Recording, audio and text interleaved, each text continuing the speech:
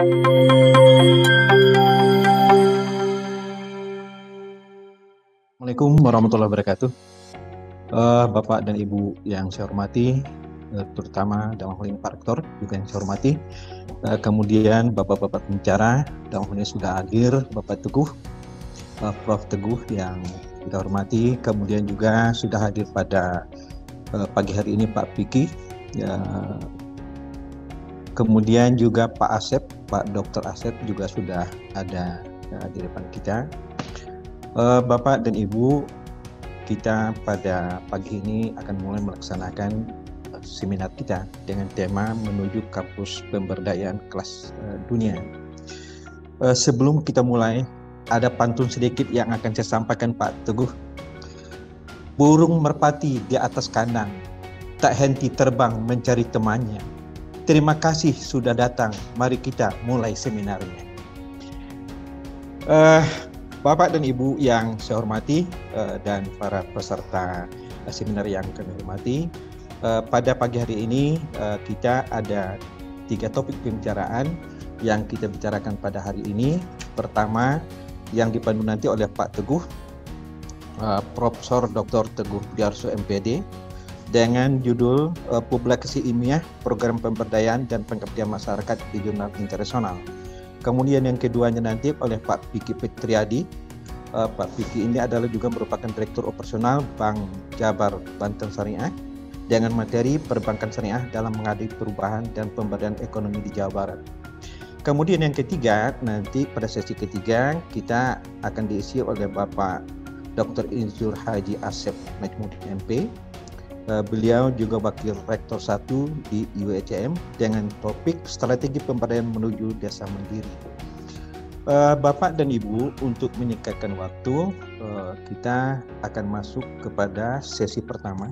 Tapi sebelum saya masuk sesi pertama, saya akan membaca dulu CV daripada Pak Teguh.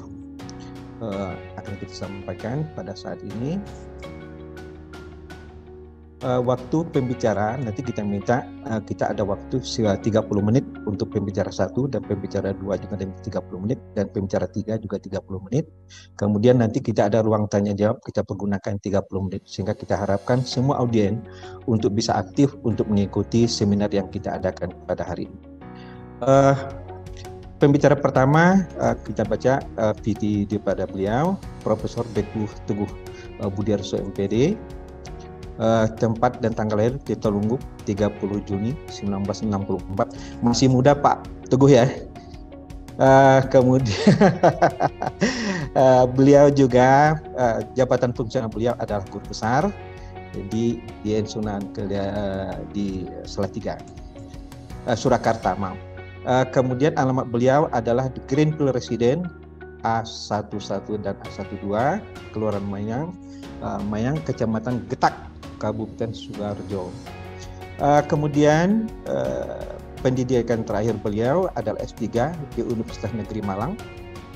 Kemudian kalau kita banyak ini nggak habis 1 hari nih kalau kita kurikulum beliau ini.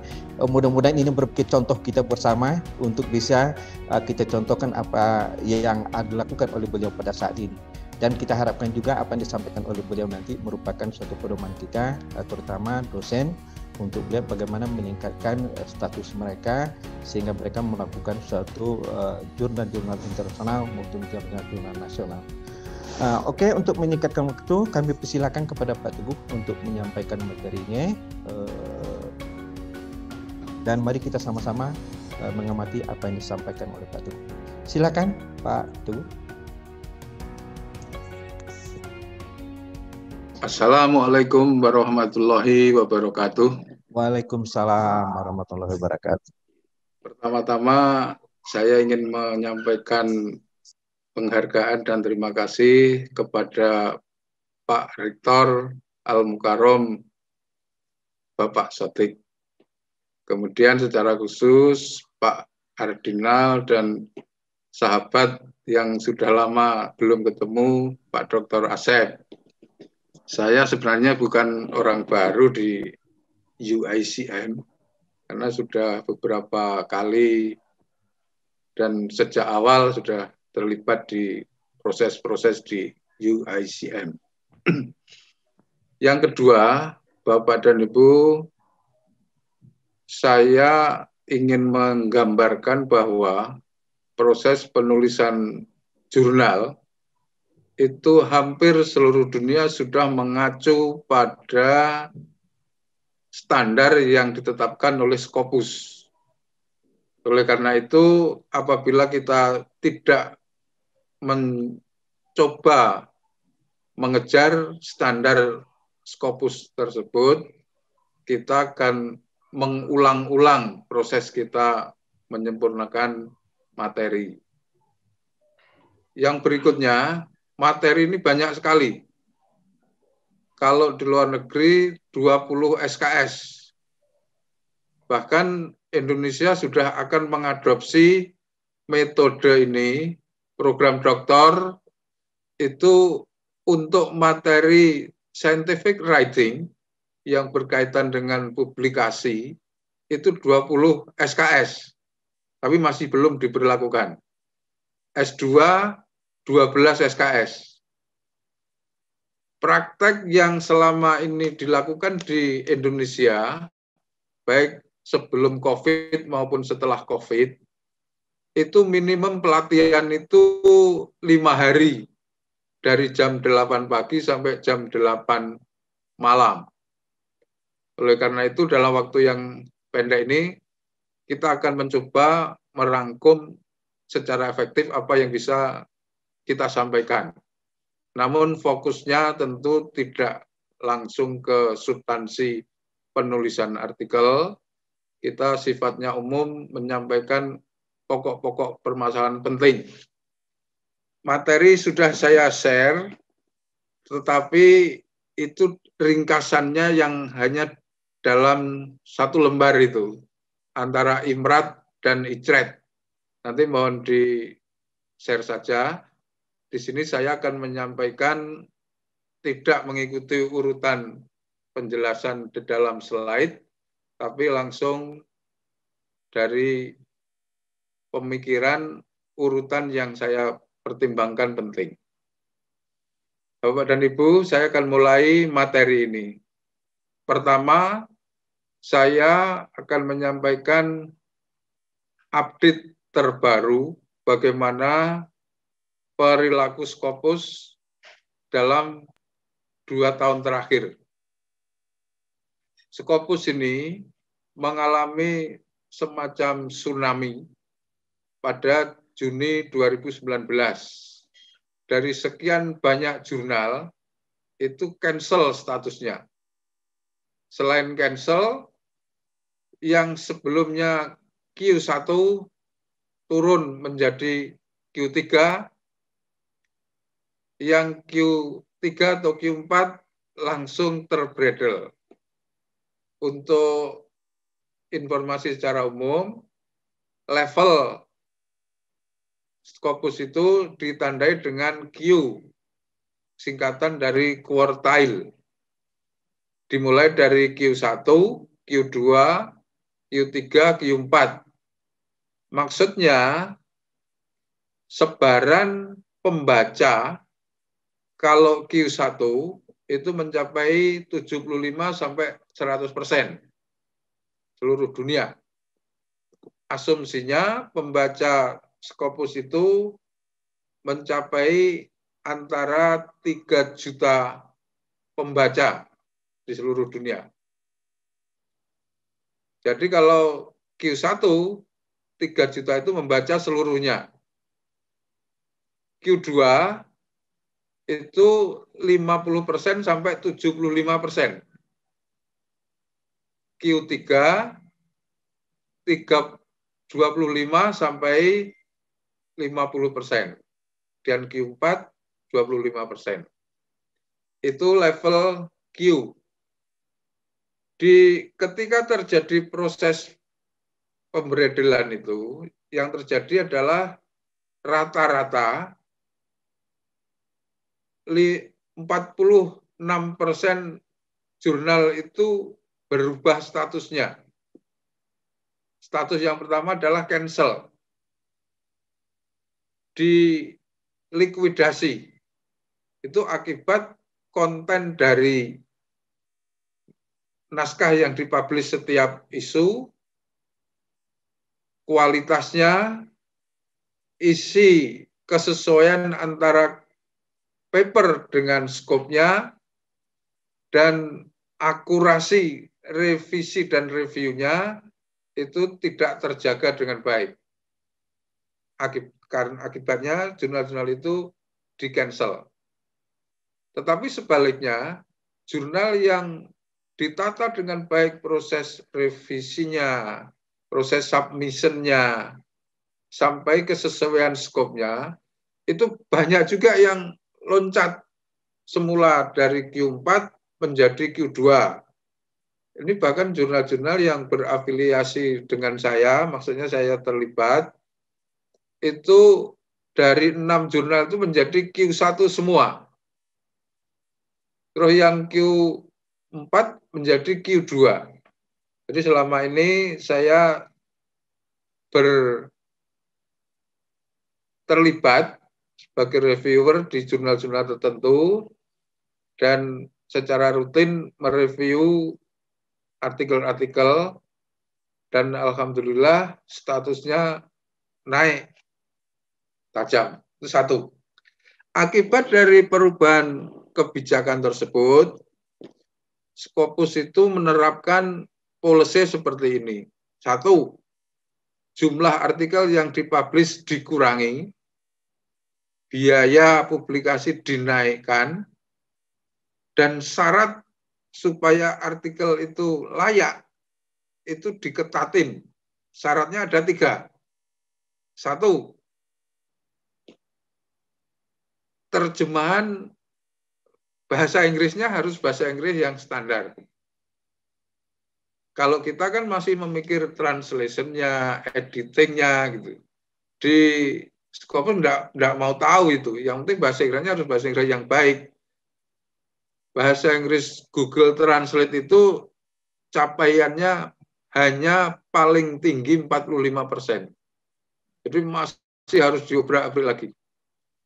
Nah, standar yang dimaksud oleh Scopus ini, setelah ditranslate dengan baik, itu harus diedit dulu oleh yang memang biasa nulis atau yang mengerti bahasa Inggris dengan baik, kemudian diimprove kontennya. Yang dimaksud improving content itu terdiri dari bagaimana memperbaiki judul, abstrak, introduction, review of literature, methods, kemudian result, discussion. Di dalam discussion ini harus terlihat apa novelty-nya. Kemudian referen. Referen ini meskipun hanya sekedar daftar pustaka, rumit ternyata. Rumit satu, harus ada update terbaru rujukannya. Misalnya kita nulis di 2001, harus dipaksakan ada jurnal-jurnal yang dikutip pada tahun 2001. Sekurang-kurangnya itu 5-10 jurnal. Yang kedua, jurnal itu harus diupayakan dari Scopus yang Q-nya tinggi. Kalau kita mengarah ke submission untuk Q tinggi. Yang ketiga, konten dari artikel yang kita kutip tadi itu harus tampak mulai dari introduction. Jadi kita kutip 5 orang misalnya, apa isi dari konten itu sudah kita kutip di introduction, di review of literature, di method. Nanti kalau kutipan ini sudah muncul, harus muncul lagi di discussion. Jadi mendesainnya itu sudah kayak gitu. Padahal itu intinya hanya referen. Referen adalah sumber pertama kita untuk menentukan novelty. Yang ketiga, persoalan tentang referen ini adalah bagaimana memasukkan unsur referen menjadi ke dalam mesin Mendeley. Yang ketiga, dipastikan bahwa penggunaannya apa. Secara umum, jurnal meminta apa 7 edition. Tetapi jurnal tertentu meminta pada masih edisi 6. Nah, ini persoalan-persoalan yang berkaitan dengan peningkatan konten dari sebuah naskah sebelum disubmit. Itu tidak cukup ternyata. Setelah itu disubmit, nanti akan direview oleh reviewer, dan isi dari setiap unsur itu dikoreksi dengan baik. Secara umum, editor itu masih minta untuk dikirim ke native expert. Bapak-bapak, ketika kita mengimprove konten, itu terutama untuk menyenangkan editor supaya naskah kita diterima. Tapi di dalam persoalan usul pangkat, pada kesempatan inilah kita memanfaatkan sekalian persiapan naskah. Kita harus mengupayakan supaya plagiarisme ceknya itu kurang dari 10. Kalau di atas 10 itu tidak heran lagi. Sekurang-kurangnya kalau saya menargetkan itu 2 sampai 4 atau 5. Asesor kita itu aneh. Kalau ada plagiarisme cek 0% itu malah disuruh ngulang. Padahal status di dalam mesin softwarenya plagiarisme check ada yang 0% itu. Dan itu sangat dihargai.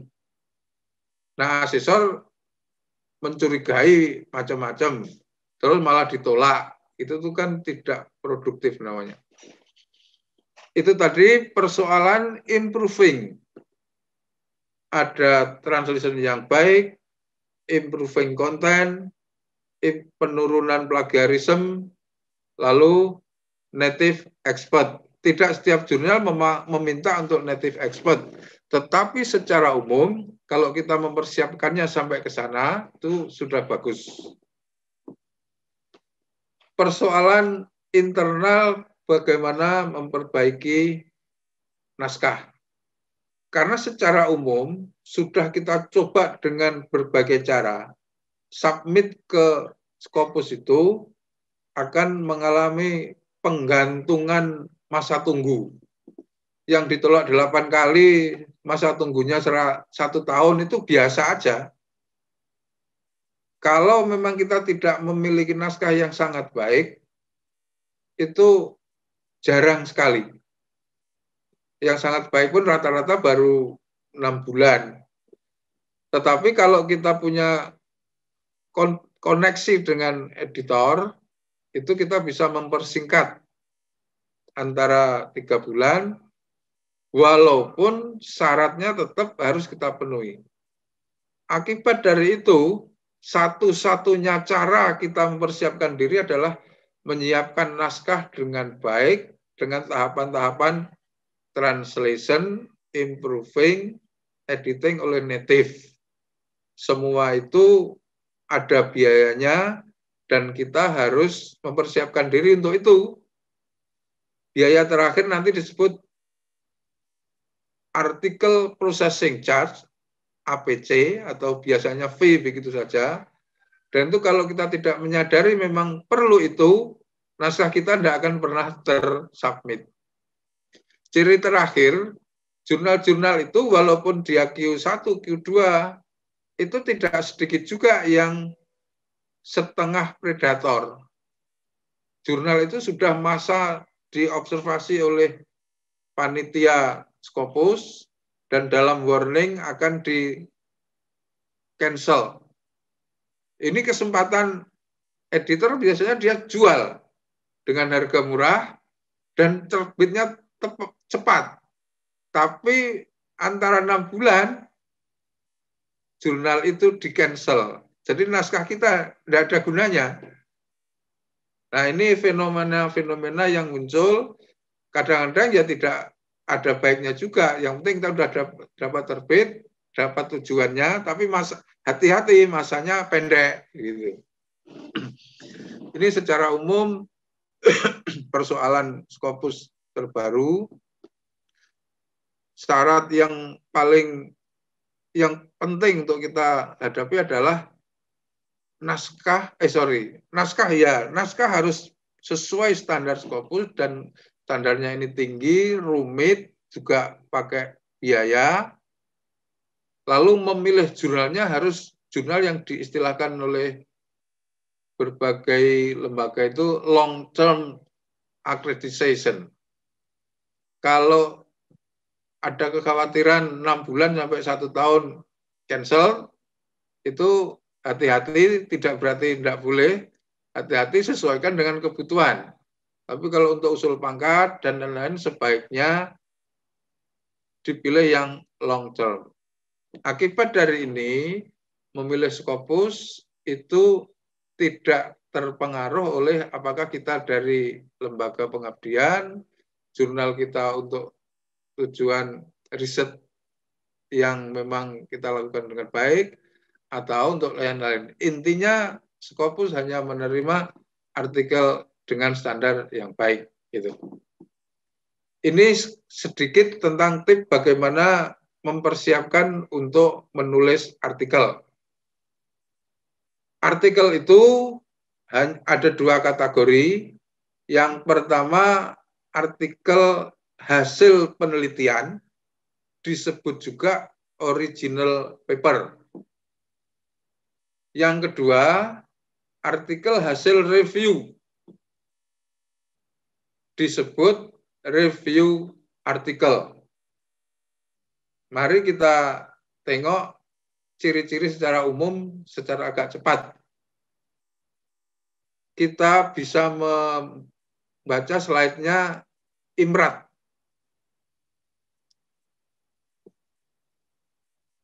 Artikel yang berasal dari hasil penelitian itu model penulisannya menggunakan IMRAT.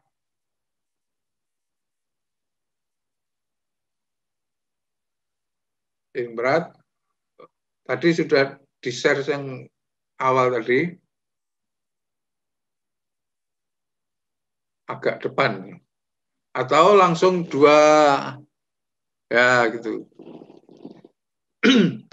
Secara umum, jurnal-jurnal internasional menyebutnya IMRAT.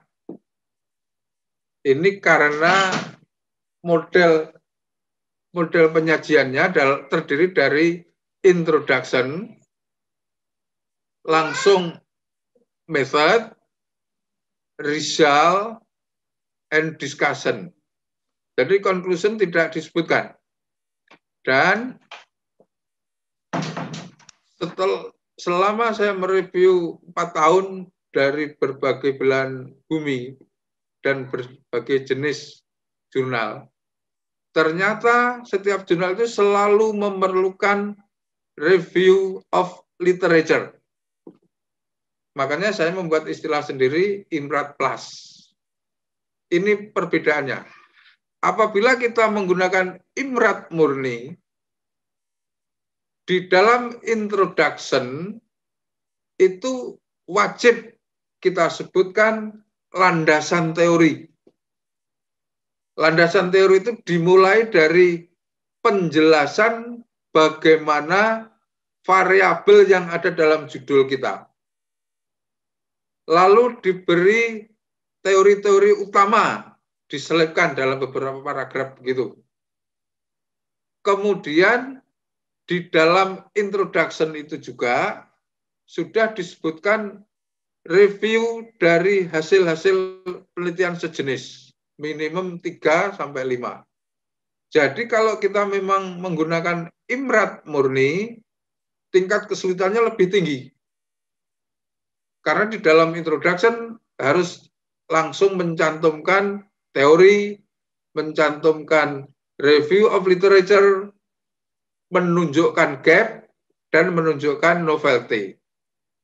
99 jurnal yang Scopus level tinggi itu selalu meminta penegasan apa novelty-nya. Kalau itu tidak disebutkan, cenderung untuk ditolak.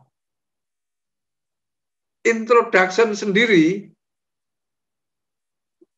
heading introduction sendiri, itu ada 3 rahasia penting yang sering membuat penulis itu gagal. 1, di dalam introduction harus disebutkan background and context variabel kita. Banyak yang tiba-tiba menyebut ini itu tidak nyambung dengan background-nya. Konteksnya kita meneliti di mana, skopnya apa, itu tidak ada. Itu gagal 1 itu. Background and context. Yang kedua, persoalan-persoalan atau problem yang berkaitan dengan variabel kita.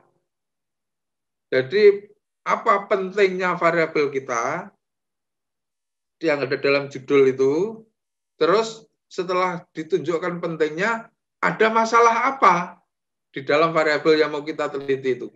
Inilah yang disebut dengan gap. Ketika kita bercerita mengenai gap, itu tidak boleh kita hanya merenung dari langit lalu turun.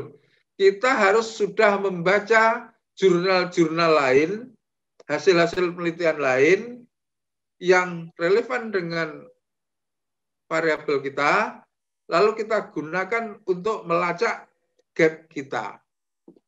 Begitu kita sudah menemukan gap, kita bisa menunjukkan novelty kebaruannya apa. Diakhiri kemudian dengan research question. Memang tidak wajib kita mencantumkan research question di introduction, tetapi kita nanti akan mengalami banyak persoalan ketika sudah dicek oleh editor, apa bagian riset desainnya, cocok enggak dengan introduction. Sangat penting lagi, penyajian hasil itu urut sesuai dengan introduction atau apa enggak. Sering terjadi hasilnya itu banyak, macam-macam, tapi ternyata tidak dipandu di dalam introduction. Yang seperti ini 90% ditolak. Jadi untuk memandu, membuat benang merah, itu urutannya harus tajam. Research question, di introduction diberi research question, supaya fokusnya jelas. Research question nanti dijelaskan pada bagian research design sampai analisis. Analisis ini banyak yang loncat. Kalau di dalam istilah jurnal, yang tulisan yang tiba-tiba muncul itu disebut penulis hantu, ghost author. Jadi tidak boleh ada ghost author ini. Kalau Rizal itu tidak disebutkan, diberi pengantar dulu di research question, lalu tiba-tiba kita menjelaskan sampai ada 5 hasil, ini pasti komentar pertamanya ghost author. Dari mana tiba-tiba muncul hasil seperti ini? Gitu. Setelah Rizal, discussion. Discussion ini juga sering tidak nyambung. Discussion itu tujuannya menjelaskan Rizal. Kalau hasilnya ada 5, ya ada 5 pembahasan.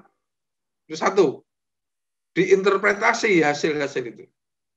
Yang kedua, wajib di dalam pembahasan harus menyebutkan apa temuan kita, lalu dibandingkan dengan review yang sudah ditata dari introduction introduction review of literature tadi itu. Makanya nyetelnya merujuk pada referensi, penelitiannya siapa, teorinya apa, itu tidak hanya dikutip di introduction, dia harus diatur sedemikian rupa, di introduction ada, di review of literature ada, baru nanti dikutip lagi di discussion. Kalau tiba-tiba muncul di discussion saja, teori tertentu, tidak pernah disebutkan di introduction dan review of literature, itu juga pasti mendapat komentar yang ditolak. Gitu. Kembali ke discussion. Discussion itu satu, memberi interpretasi hasil. Kalau hasilnya ada 5, ya discussion-nya harus diupayakan ada 5. Yang kedua, discussion itu membandingkan hasil penelitian kita dengan review dari hasil-hasil penelitian sebelumnya. Mengapa demikian? Dengan membandingkan ini, kita akhirnya bisa menceritakan gap-nya apa. Perbedaan yang kita temukan, lalu kita perbaiki, dan temuan-temuan yang ada sebelumnya itu adalah gap. Itu harus kita munculkan di dalam discussion kita. Setelah gap muncul, baru kita menyebutkan novelty kita. Itu peranan discussion. Nanti ada conclusion. Kalau kita ikuti Imrat murni, D-nya itu hanya discussion. Conclusion tidak ada. Makanya ada yang menyebut discussion and conclusion, discussion and implication. Itu boleh saja. Tetapi secara umum, jurnal selalu minta seperti ini formatnya. Conclusion itu beda sekali modelnya kalau untuk jurnal. Pertama, conclusion itu harus konsisten dengan research question. Bukan dengan data, bukan dengan result. Maksudnya riset question-nya ada berapa, apa yang ditanyakan, itu harus disimpulkan di dalam kesimpulan. Kedua, simpulan tidak boleh mengulangi hasil. Jadi harus redaksi baru. Yang ketiga, di dalam conclusion tidak boleh lagi ada rujukan. Banyak yang menulis ngutip lagi dari pendapat ahli tertentu untuk membuat kesimpulan. Ini keliru dan hampir pasti itu ditolak. Nah, mengakhiri conclusion, kita penulis harus menunjukkan apa limitation of the study kita. Berdasarkan limitation itulah, lalu kita membuat suggestion atau recommendation. Jadi walaupun hanya conclusion, ternyata tidak sederhana kita membuatnya. Terus mencantumkan saran, itu ternyata wajib. Karena conclusion itu harus merupakan harus merupakan kesimpulan hasil yang kuat dari kajian-kajian pustaka dan hasil penelitian kita. Yang kedua, conclusion harus menegaskan apa novelty dari penelitian kita. Yang ketiga, setelah conclusion kita wajib memberi saran. Pertama, saran perbaikan riset kita. Riset itu selalu punya kelemahan. Paling utama kelemahan dari segi metodologi. Yang kedua, riset harus memberi petunjuk pada peneliti berikutnya, peneliti lanjutan, bagaimana memperbaiki penelitian yang kita lakukan. Untuk itulah dalam bab metode, itu uraiannya harus rinci, supaya nanti kalau ada peneliti lain yang akan mengulangi, dia terpandu. Desainnya apa, sampelnya berapa, instrumennya apa, teknik pengumpulan datanya bagaimana, alat analisisnya apa, gitu.